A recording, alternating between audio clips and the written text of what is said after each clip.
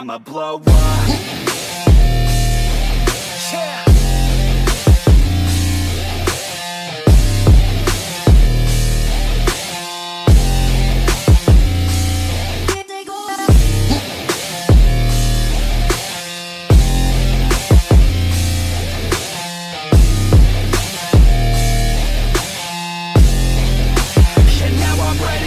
Hey guys, so welcome back to the platform of Baba Gang. This is Nikita, your biology mentor. So this is our second lecture in which we will continue with our introduction part.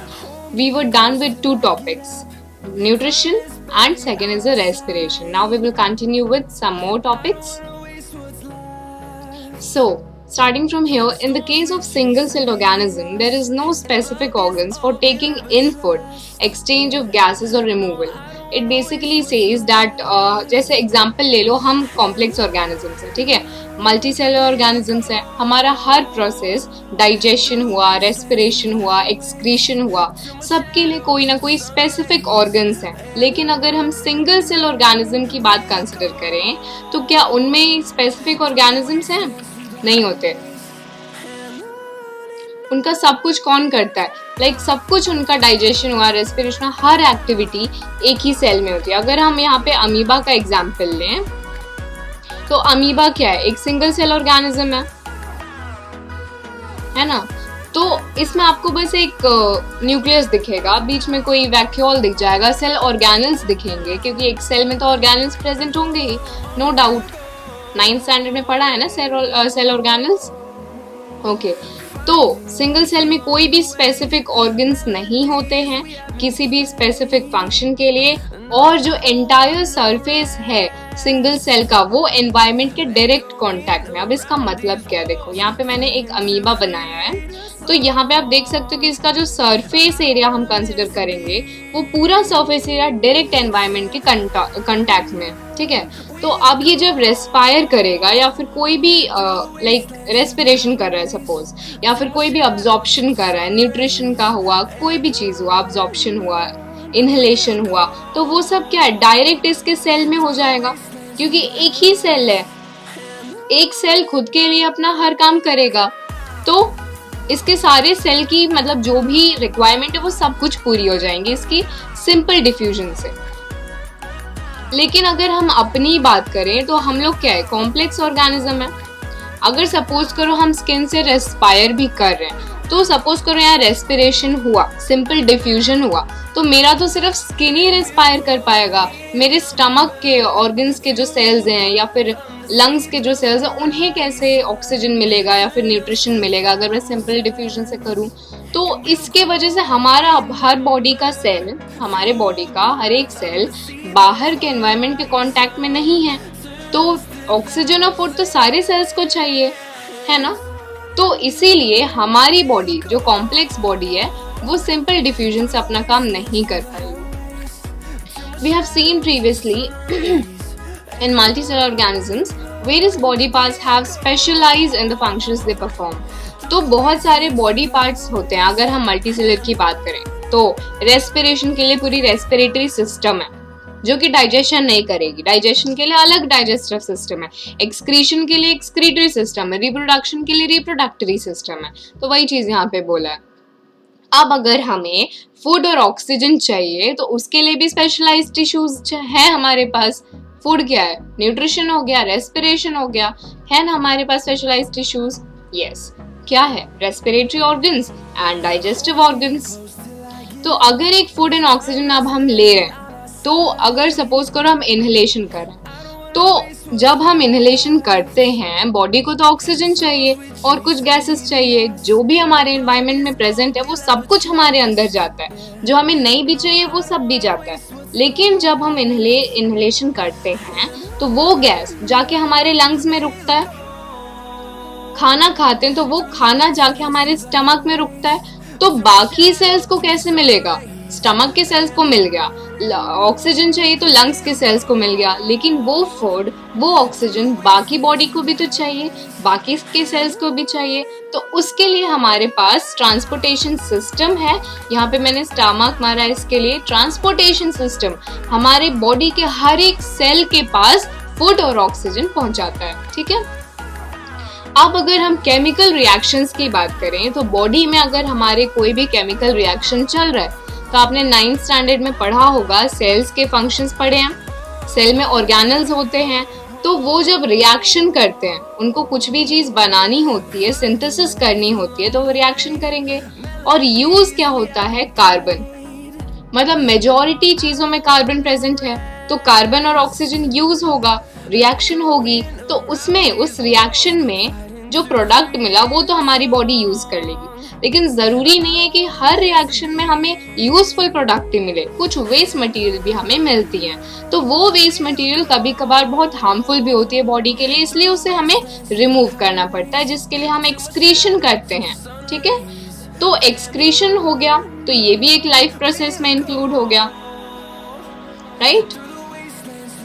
तो अब excretion हो गया, तो हर cell का कुछ ना कुछ waste होगा, बिकॉज हर सेल कुछ ना कुछ सिंथेसिस करती है, तो उनका भी कुछ वेस्ट बाय प्रोडक्ट बनेगा। तो सारे सेल्स से वेस्ट इकट्ठा करना पड़ेगा और उसको एक्सक्रीटरी टिश्यू तक पहुंचाना पड़ेगा।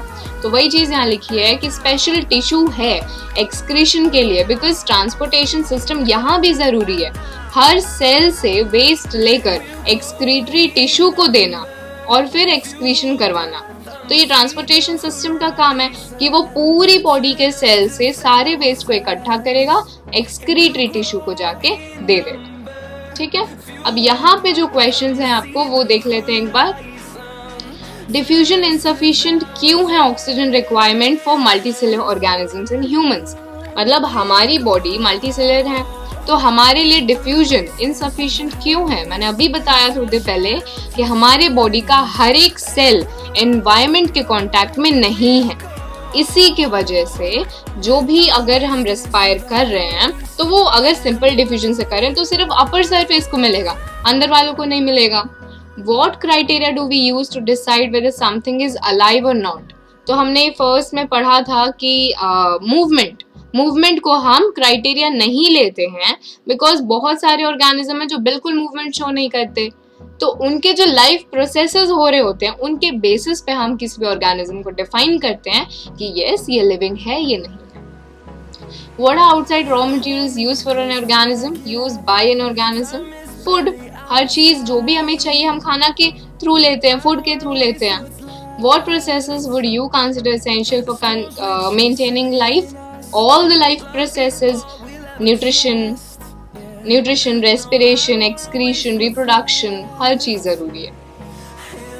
तो अब आते हैं हम अपने सबसे पहले लाइफ प्रोसेस में, that is nutrition. Fine? तो when we walk or ride a bicycle, मतलब कोई भी एक्टिविटी बेसिकली है तो उसके लिए एनर्जी चाहिए, और एनर्जी कहाँ से आता है? जो फूड हम इनटेक करते हैं वही फूड हमें एनर्जी देती है। वो हर एक्टिविटी में हेल्प करती है एनर्जी देकर, ग्रोथ में, डेवलपमेंट में, प्रोटीन सिंथेसिस में, हर एक्टिविटी में। तो अल्टीमेट सोर्स ऑफ एनर्जी क्या है? फूड है। फाइन। अब यहाँ पे देखो, न्यूट्रिशन बेसिकली दो टाइप का होता है, एक ऑटोट्रॉफिक है, एक हेटेरोट्रॉफिक है। ऑटोट्रॉफिक का जो न्यूट्रिशन है उसमें क्या होता है कि बॉडी, ऑर्गेनिज्म अपना खाना खुद अपनी बॉडी में बनाते हैं। हम अपना खाना बनाते हैं लेकिन आउटसाइड द बॉडी ना, रॉ मटेरियल दूसरों का यूज करके। We are dependent on plants and animals. हम अपने बॉडी का खाना अपने बॉडी में नहीं बनाते, लेकिन प्लांट्स बनाते हैं, कुछ बैक्टीरियाज भी बनाते हैं। तो अब हेटेरोट्रॉफिक की बात करें तो इनका एग्जाम्पल हो जाएगा एनिमल्स, और कुछ फंगाई होते हैं। एग्जाम्पल याद रखना। अब देखते हैं कि अगर सिंपल फूड मटेरियल ऑब्टेन किया जा रहा है इनऑर्गेनिक सोर्सेज से। इनऑर्गेनिक सोर्सेज क्या हो गए? जो भी न्यूट्रिएंट हमको एनवायरनमेंट में मिलता है। तो बहुत सारे ऐसे लिविंग ऑर्गेनिज्म हैं जो बाहर के सोर्स से अब्सॉर्ब करते हैं। प्लांट्स हो गए, ये सब अब्सॉर्ब करते हैं। तो वो क्या अब्सॉर्ब करते हैं? कार्बन डाइऑक्साइड, वाटर, ये सब अब्सॉर्ब करते हैं। तो ये ऑर्गेनिज्म ऑटोट्रॉफ होते हैं। ठीक है, तो इनमें ग्रीन प्लांट्स और बैक्टीरिया होते हैं। यहाँ पे लिखा हुआ एग्जाम्पल भी मैंने यहाँ पे लिख दिया है। Other organisms utilize complex substances broken down into simpler ones. तो कुछ ऑर्गेनिज्म क्या होते हैं कि वो कॉम्प्लेक्स सब्सटेंसेस लेते हैं, उनको छोटे छोटे सिंपल पीसेस में ब्रेक करते हैं, तब यूटिलाइज करते हैं। एग्जाम्पल ले लो, ह्यूमन बींग्स। हम सपोज करो रोटी खा रहे हैं, तो हम डायरेक्ट रोटी नहीं खा लेते ना, हमारा सेल रोटी तो नहीं खा लेता डायरेक्ट। हम रोटी को च्यू करते हैं, उसका डाइजेशन करते हैं, उसके न्यूट्रिएंट्स को अब्सॉर्ब करते हैं सिंपलर सब्सटेंसेस में कन्वर्ट करके, तो वो हेटेरोट्रॉफिक न्यूट्रिशन हो गया। अब जो भी रिएक्शन हो रहे हैं किसी भी कॉम्प्लेक्स चीज को सिंपल चीज में कन्वर्ट करने के लिए हमें कुछ एंजाइम्स की जरूरत पड़ती है जो कि उस पे एक्ट करते हैं। एंजाइम्स को हम बायोकैटलिस्ट बोलते हैं। यहाँ पे लिखा हुआ है आपका, enzymes are called as biocatalyst, जो कि कॉम्प्लेक्स सब्सटेंस को सिंपल सब्सटेंसेस में कन्वर्ट करने में हेल्प करते हैं। हेटेरोट्रॉफ का जो सर्वाइवल होता है वो डायरेक्टली या फिर इनडायरेक्टली ऑटोट्रॉफ्स पे ही डिपेंड होते हैं। Examples are animals and fungi. Autotrophic nutrition की बात करते हैं अब स्पेसिफिकली। तो देखो, carbon and energy requirements of autotroph organism is fulfilled by photosynthesis. Autotroph मतलब खुद का खाना बनाते हैं। कौन से प्रोसेस से बनाते हैं? एग्जाम्पल प्लांट्स की ले लो, तो वो फोटोसिंथेसिस करते हैं। फोटोसिंथेसिस में वो क्या करते हैं? पहले उनको रॉ मटेरियल्स चाहिए, कार्बन चाहिए, CO2 चाहिए, कार्बन एंड एनर्जी चाहिए बेसिकली। तो वो एनर्जी वो सनलाइट से लेते हैं। ग्रीन पिगमेंट चाहिए होती है प्लांट्स को, वो होती है क्लोरोफिल। क्लोरोफिल पिगमेंट ये 9th स्टैंडर्ड में भी आपने पढ़ा था, है ना? यस। सो कार्बन डाइऑक्साइड और वाटर को कार्बोहाइड्रेट में कन्वर्ट किया जाता है। कार्बोहाइड्रेट हमें एनर्जी देता है। कार्बोहाइड्रेट का कौन सा फॉर्म होता है? वो ग्लूकोज। जो CO2 है वो वाटर के साथ कंबाइन होता है और ये कुछ अमाउंट ऑफ एनर्जी भी यूटिलाइज करता है। ये एनर्जी इसको कहाँ से मिलती है? सनलाइट से, ठीक है। और ये ग्रीन पिगमेंट भी यूज करता है जो कि है क्लोरोफिल। जो क्लोरोफिल है ना, वो एक्चुअली करता क्या है? वो सन की एनर्जी को अब्सॉर्ब करने में हेल्प करता है। उसके बाद हमें यहाँ पे ग्लूकोज मिलता है जो कि एक कार्बोहाइड्रेट है, ये कार्ब है। ये हमें प्रोवाइड करती है एनर्जी। यही है हमारा फूड हमारे सेल्स के लिए। तो ये चीज प्रोवाइड करती है एनर्जी। अब सपोज करो हमें कोई भी एक्टिविटी करना है, तो अचानक से कोई काम पड़ गया। सपोज आपको एक बॉटल उठाना है, तो आपको एनर्जी लगेगी उसमें। तो हमारे सेल को पहले से तो नहीं पता, इसलिए उसको एनर्जी बना के रखनी पड़ेगी। तो वो किस चीज में स्टोर करता है? तो वो कौन से फॉर्म में स्टोर होती है? प्लांट्स में एनर्जी स्टार्च के फॉर्म में स्टोर की जाती है, वेराज एनिमल्स में ये ग्लाइकोजेन के फॉर्म में स्टोर होती है। जो भी हम खाते हैं उसकी एनर्जी बन जाती है और वो स्टोर की जाती है हमारी बॉडी में। देखो यहाँ पे वो रिएक्शन दिया हुआ है, CO2 एंड H2O को यूज किया है, क्लोरोफिल और सनलाइट, ग्लूकोज बनाया गया है, ये जो कि हमें एनर्जी प्रोवाइड करता है। अब अगर फोटोसिंथेसिस की बात करते हैं तो बेसिकली फोटोसिंथेसिस क्या करता है? उसमें 3 बेसिक प्रोसेस होते हैं। पहला अब्जॉर्प्शन ऑफ लाइट। अब उसको ब्रेक डाउन करना है या फिर कोई भी रिएक्शन करना है तो एनर्जी चाहिए। वो एनर्जी उसको मिलती है क्लोरोफिल के थ्रू। क्लोरोफिल लाइट के अब्जॉर्प्शन में हेल्प करता है। लाइट अब्जॉर्ब हो गया, लाइट एनर्जी मिल गई। अब उसको केमिकल एनर्जी में कन्वर्ट करना होगा, तभी तो वो उस चीज को यूटिलाइज करेगा। तो यहाँ पे कन्वर्शन हो जाती है केमिकल एनर्जी। उसके बाद स्प्लिटिंग होती है वाटर मॉलिक्यूल्स की into water, I mean hydrogen and oxygen. जो H2O है हाइड्रोजन में और ऑक्सीजन में कन्वर्ट किए जाते हैं। अब होती है reduction of carbon dioxide into carbohydrate.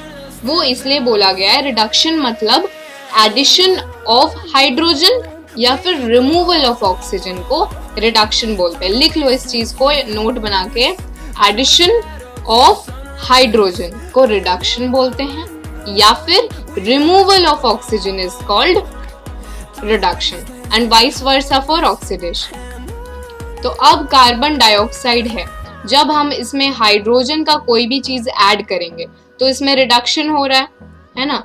जब रिडक्शन हो रहा है तो हमें C6H12O6 मिल रहा है। तो यहाँ पे हमारे पास हाइड्रोजन ऐड हुआ दिख रहा है ना। तो यही चीज होती है रिडक्शन। जहां भी हाइड्रोजन ऐड हुआ वहां पे रिडक्शन हो रहा है, ठीक है।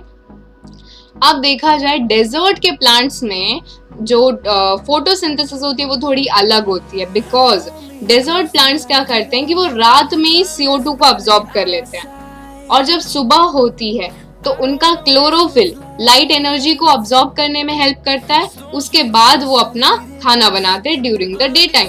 तब तक वो CO2 को अब्सॉर्ब कर लेते हैं नाइट में, उसका इंटरमीडिएट बना के रख देते हैं ताकि वो वेस्ट ना हो जाए। इंटरमीडिएट बना देते हैं, जब सुबह लाइट मिलेगी तो खाना बना लेंगे, ठीक है। जैसे मम्मी करती है ना, आटा गूंद के रख दिया, सुबह में चपाती बनाएंगे। सिमिलरली डेजर्ट प्लांट्स भी करते हैं, CO2 ले लिया, इंटरमीडिएट में कन्वर्ट कर दिया, सुबह होगी लाइट अब्सॉर्ब करके खाना बना लेगा। अब देखो यहाँ पे एक डायग्राम दिया हुआ है आपका क्लोरोफिल और क्लोरोप्लास्ट का। ये लीफ है, लीफ के अंदर का स्ट्रक्चर है, सब में बस यही चीज इंपॉर्टेंट है। ये जो ग्रीन डॉट्स दिख रहे हैं ये आपका क्लोरोप्लास्ट है। क्लोरोप्लास्ट के अंदर क्लोरोफिल पिगमेंट प्रेजेंट है, जो कि ग्रीन पिगमेंट है, जो कि लाइट के अब्सॉर्प्शन में हेल्प करती है। स्टोमेटा तो आपने सुना होगा। स्टोमेटा क्या करते हैं, बेसिकली हमारे ऑक्सीजन जो भी गैसेस हैं और वाटर के लेन देन में, गैसेस एंड वाटर के एक्सचेंज में हेल्प करते हैं। तो यहाँ पे लिखा है स्टोमेटा आर टाइनी पोर्स जो कि लीफ के सरफेस में प्रेजेंट होते हैं, गैसेस एक्सचेंज में हेल्प करते हैं, इन पोर्स के थ्रू होता है। इनका पर्पस क्या है, फोटोसिंथेसिस करवाना। फोटोसिंथेसिस हो रहा है, CO2 चाहिए, तो CO2 गैस है, स्टोमेटा के थ्रू आएगा। Exchange of gases across the surface of stems, roots, leaves as well as, मतलब बहुत सारे जो भी पार्ट्स हैं, स्टेम्स है, रूट्स हैं, लीव्स हैं, सब में स्टोमेटा प्रेजेंट है। सबसे अब्जॉर्प्शन ऑफ गैसेस होते रहता है। Okay, large amounts of water can also be lost stomata से। जैसे जो भी एक्स्ट्रा वाटर होता है ना, वो सब चीज स्टोमेटा के हेल्प से लूज कर दिया जाता है। ठीक है। The plant closes these pores when it does not need carbon dioxide for photosynthesis. Pores बंद हो जाते हैं जब नहीं चाहिए तो। Opening and closing of pore is a function of guard cells. अब guard cells दिख रहे हैं ये किडनी शेप्ड वाले, अब इन्हीं का फंक्शन होता है बंद करना और खोलना। तो जब ये खोलेंगे तो गैस आएगा, नहीं चाहिए गैस तो बंद हो जाएंगे। The guard cells swell when water flows into them. जब इनमें पानी भर जाएगा तो डेफिनेटली स्वेल कर जाएंगे, तो स्टोमेटल पोर ओपन हो जाएगा, और जब स्वेलिंग होगी तो वो अपने आप गैप आ जाएगा बीच में, तो वो खुल जाएगा। सिमिलरली पोर क्लोज हो जाते हैं जब गार्ड सेल्स श्रिंक कर जाते हैं। फाइन।